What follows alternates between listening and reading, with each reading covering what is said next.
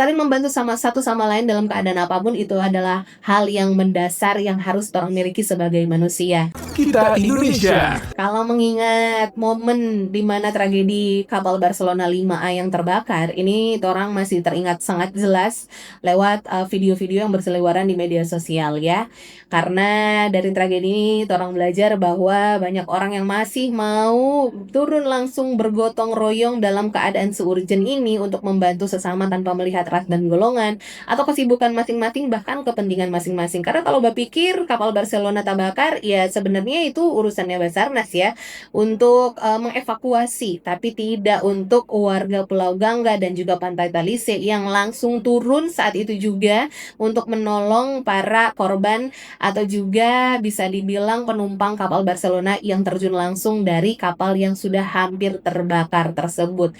Dan dari sini orang tahu dan juga sangat-sangat jelas terpatri di pikiran bahwa orang-orang Indonesia ini masih mengedepankan rasa gotong royongnya, serasa saling mencintai antar umat beragama, dan juga sudah pasti ini merupakan hal yang cukup baik untuk orang teruskan di kehidupan berikutnya. Bahkan orang harus teruskan ke anak cucu orang bahwa saling membantu satu sama lain dalam keadaan apapun itu adalah hal yang mendasar yang harus orang miliki sebagai manusia.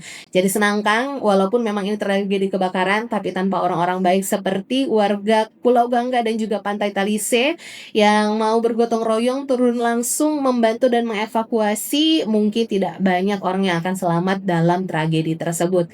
Karena ingat baik-baik, saling gotong royong membantu satu sama lain, karena orang semua adalah orang-orang Indonesia yang saling baku-baku sayang karena kita Indonesia. Indonesia sesungguhnya Indonesiaisme.